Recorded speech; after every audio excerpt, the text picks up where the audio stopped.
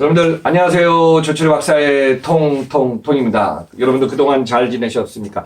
2021년도도 거의 상반기가 끝나가고요. 이제 하반기에 접어드는 6월 말에서 7월에 그 흐름이 온 것 같습니다. 요즘 여러분들 진짜 다양한 활동하시면서 우리나라도 지금 거리두기, 그 다음에 모임 서서히 좀 풀릴 걸로 좀 보고 있습니다. 그래서 백신 접종으로 인해서 전 세계 교류가 서서히 하반기부터 지금 활성화된다는 얘기가 있으니까요. 그 내용 한번 좀 여러분들 관심 갖고 보시기 바랍니다. 자, 오늘의 테마는 뉴 노멀 시대 2008년 당시하고요. 또 2020년 코로나 이후에 지금 이 상황 제가 한번 주요 포인트로 한번 상반기하고 하반기 넘어가서 시리즈로 2회에 걸쳐서 한번 좀 진행해 보겠습니다.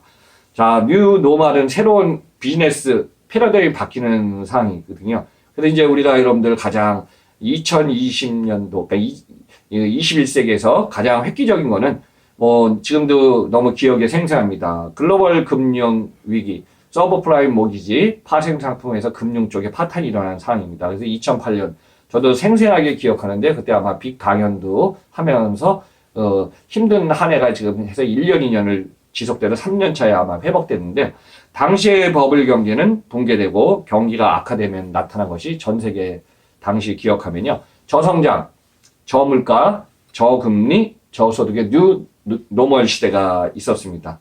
그래서 당시에는 2, 3년 후에 가장 중요한 거는 당시에 제조 왕국이었던 중국이 빨리 회복을 돼야 되기 때문에 중국이 경기 부양책을 써서 제조기업이 원상태로 회복되기 시작합니다.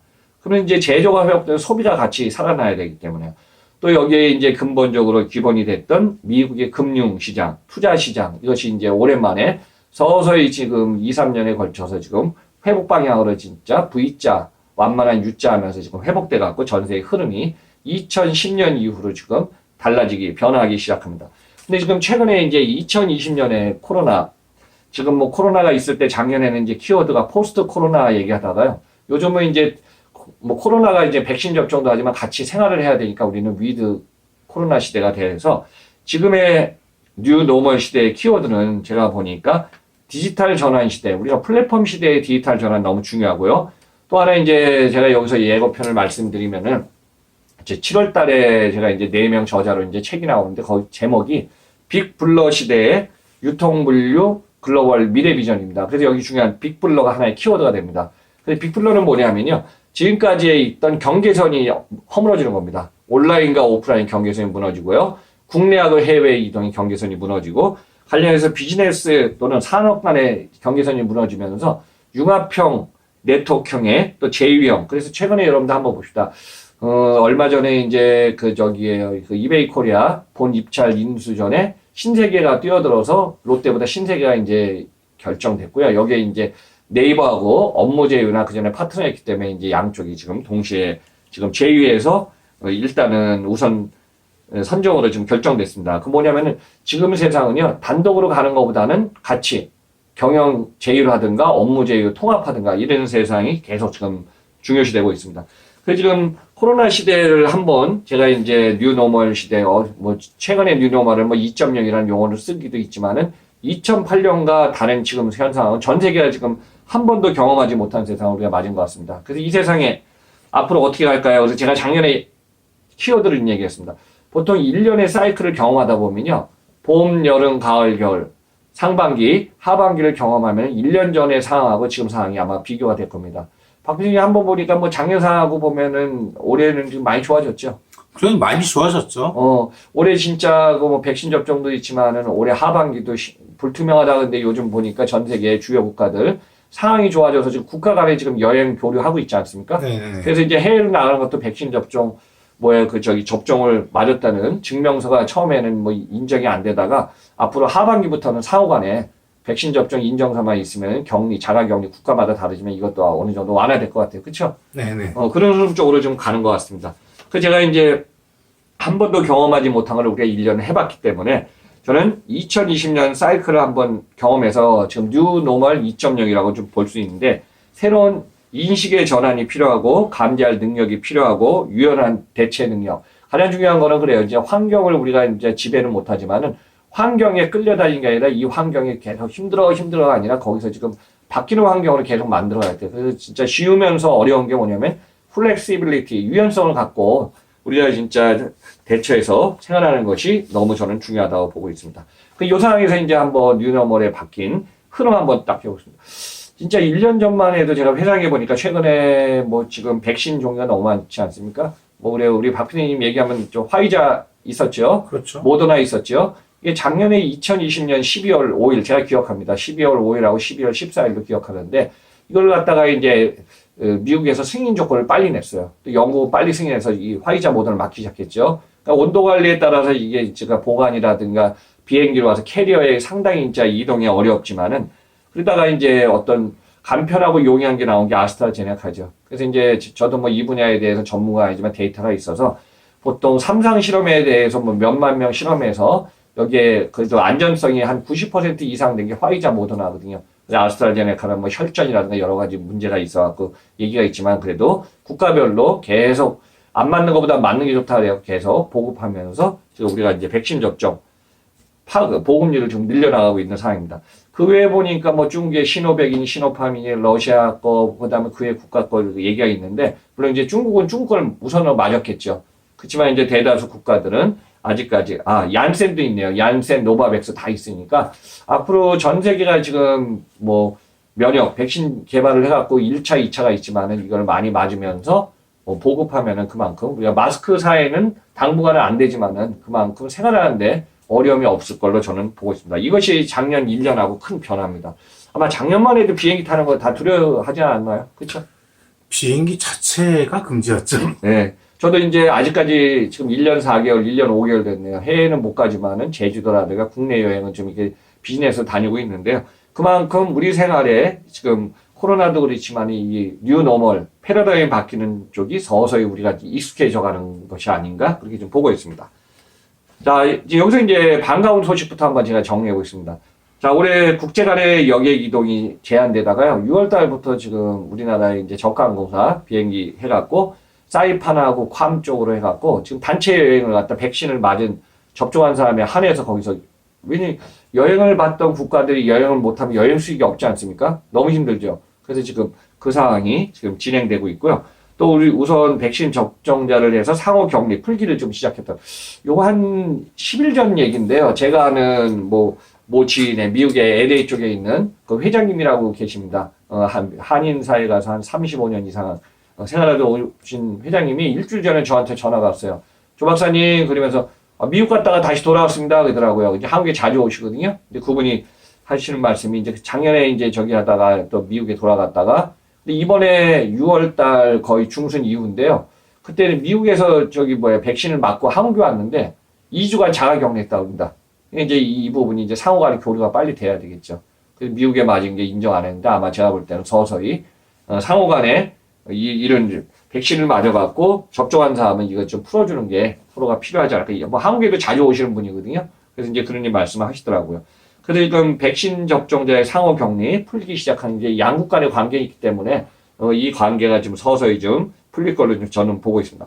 그리고 뉴노멀 시대에 급격했던 것이 뭐였냐면은 국제 간에 우리가 이제 여행이나 비즈니스를 해서 해외를 나가던 게 거의 1년 반이 거의 묶여 있다 보니까 제가 관련된 회사들 있죠. 우리나라의 가장 큰 하나투어 거의 올해도 지금 아직까지 직격타 맞았습니다. 매출 최신 데이터 보니까 매출이 안 올라가고 있어요. 작년에 보통 7천억, 8천억 갔던 회사가 작년에 매출이 1,200억밖에 못했어요. 영업 손실이 1,100억이에요. 뭐 하나투어만 워낙 유명하지 않습니까? 그렇죠? 근데 이제 이게 급격히는 아니지만 서서히 여행, 하나투어, 모드투어, 또 호텔 신라 관련된 이쪽 서서히 좀 풀려서 우리가 같이 지금 회복되기를 바라고 있습니다.